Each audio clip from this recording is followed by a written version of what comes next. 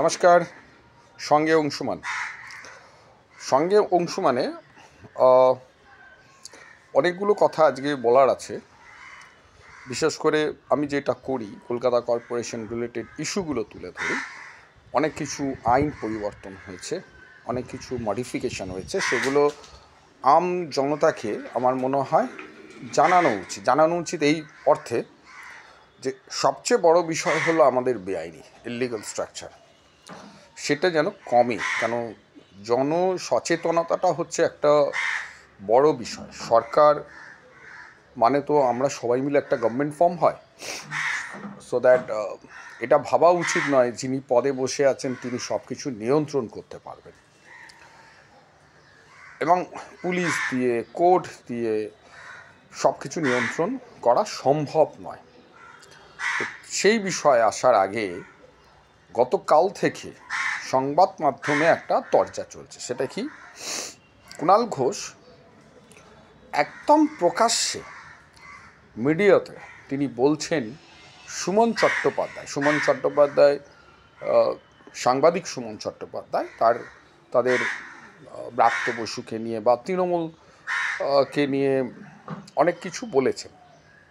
ঠিক না বেঠিক আমি সেটাই যাচ্ছি না, কিন্তু কুণালবাবু নিজেও একজন সাংবাদিক হয়ে একজন সিনিয়র সাংবাদিককে অন ফোরামে বলছেন যে তুমি বয়সে বড় না হলে থপ্পড় মারতাম। এক।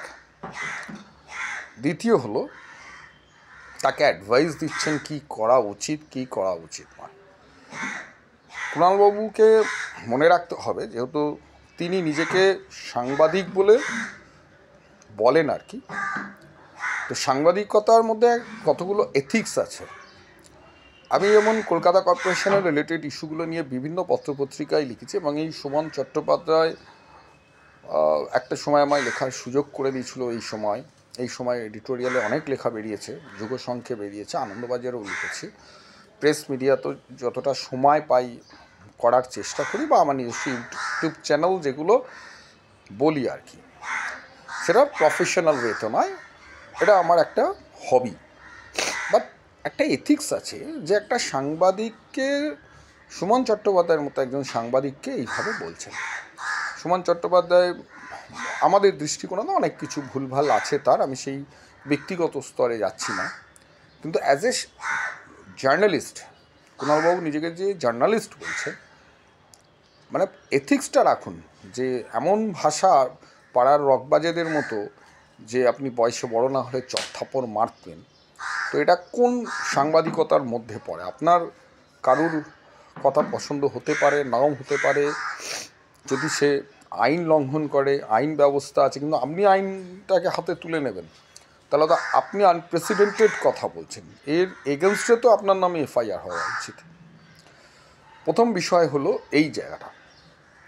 কুণালবাবুর এই কথাগুলোকে বলার অর্থ হলো তিনি একটা দায়িত্বপূর্ণ পদে বসে আছেন, স্পোক্স পারসন একটা রাজনৈতিক দলে।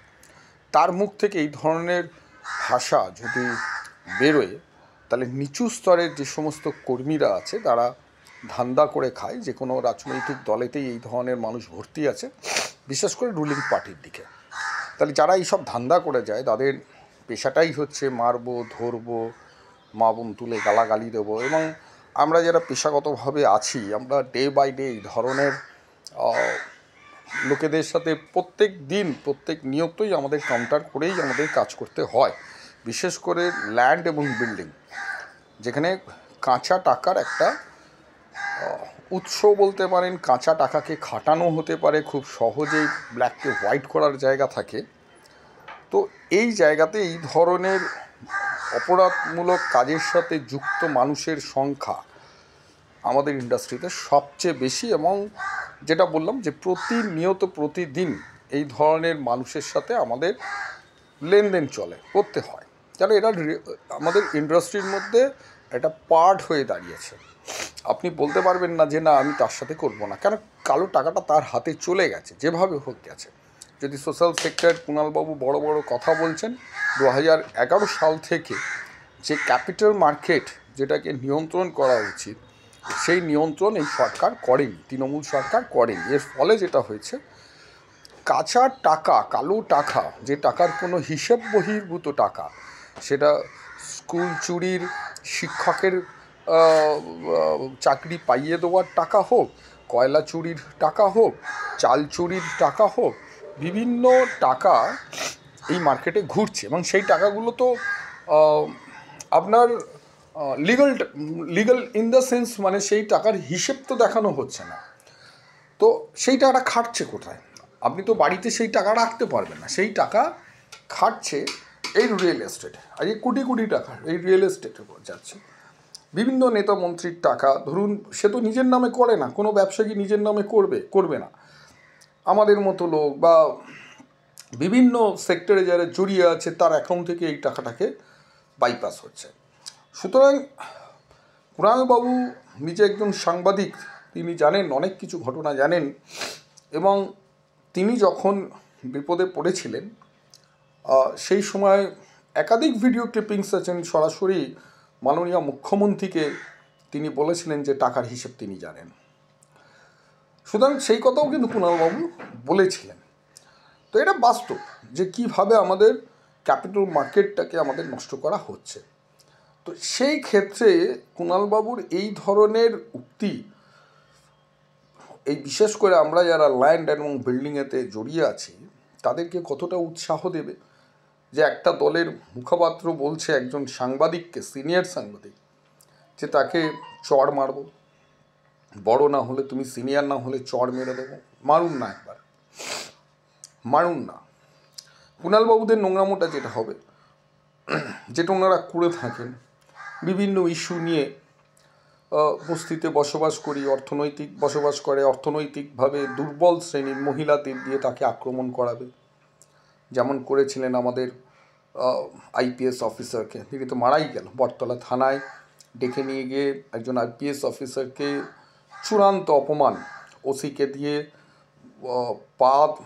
পায়ের ওপর পা তুলে ওসি, যার শিক্ষাগত যোগ্যতা ওই আইপিএস অফিসারের ধারে কাছে নেই, সেখানে দাঁড়িয়ে আপনারা করেছেন তো, করেন এগুলো আপনারা। অনেক নেতার কেষ্টবিষ্টু মানুষ, ঠিক আছে, তৃণমূলের নাম করে ধান্দা করেন, তারা রাইটার্স থেকে কলকাতা কর্পোরেশনে ঘুরে বেড়ায়, আইএসদের চেয়ারেতে বসে পা তুলে ফোন করছেন আধিকারিকদের, এই ফাইলটা ছেড়ে দাও, ওই ফাইলটা ছেড়ে দাও, করেন না আপনারা? কলকাতা কর্পোরেশনের বিভিন্ন দপ্তরে নেতা মন্ত্রীর নাম করে টাকা তোলেন না? তোলেন তো। তো এই ধরনের ঘটনা 2011 সাল থেকে 25 সাল অবধি আমরা দেখে অভ্যস্ত হয়ে গেছি। এবং আমরা এও জানি যে এই যে ঘটনাগুলো ঘটছে, আমরা বলছি এইটাই যে ডেমোক্রেসিকে রক্ষা করার জন্য বলতে আমাদের হবে, কিন্তু হবে না, হচ্ছে না, এই মুহূর্তে হচ্ছে না। যতক্ষণ না প্রশাসন, এই যে দুর্নীতি যারা চালাচ্ছেন, যারা পাওয়ারে বসে আছে, সেই পাওয়ার যতক্ষণ না তাদের খর্ব হবে, ততক্ষণ কিন্তু তাদেরকে ধরা সম্ভব নয়। যেমন এখন লক্ষণ শেঠ, আমি নিজে আমার ক্যারিয়ার স্টার্ট করার সময় লক্ষণ শেঠকে দেখেছিলাম। সে কী ধরনের মানুষ ছিলেন, তার ধারে কাছে যাওয়া যেত না, তার পার্সোনাল বডিগার্ড উইথ আর্মস নিয়ে ঘুরতো, প্লাস পুলিশ। আজ সেই লক্ষণ শেঠ শান্ত হয়ে গেলেন, এতটাই শান্ত হয়ে গেছেন, এতটাই ঠান্ডা হয়ে গেছেন যে আবার একটা বিয়ে করতে হলো যাতে একটু গরম হয় শরীরটা।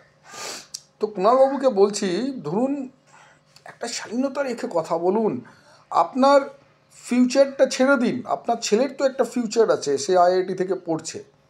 পরবর্তীকালে যখন আপনার পাওয়ার থাকবে না, আপনার এই যে আনপ্রেসিডেন্টেড কথাগুলো আপনি বলে যাচ্ছেন, এটা কিন্তু আপনার সন্তানের ওপর পড়বে। ঠিক আছে, মানুষের কাছে অ্যাকসেপ্টেড হন, আপনি যে দলই করুন না কেন, যে রাজনৈতিক দল করুন না কেন, মানুষের কাছে অ্যাকসেপ্টেড হওয়ার খুব দরকার। এবার আসছি কেন আমি বলছি যে কলকাতা কর্পোরেশনের নতুন বিল্ডিং যে আইন করা হয়েছে, সেখানে যদি ঠিকঠাকভাবে আমরা যদি আইনতভাবে কাজগুলো করি, তাতে এই যে অনেক ছোটোখাটো যারা ডেভেলপার আছেন, যারা ডুবে যাচ্ছেন, তাদের নিজেদের দোষে ডুবছে।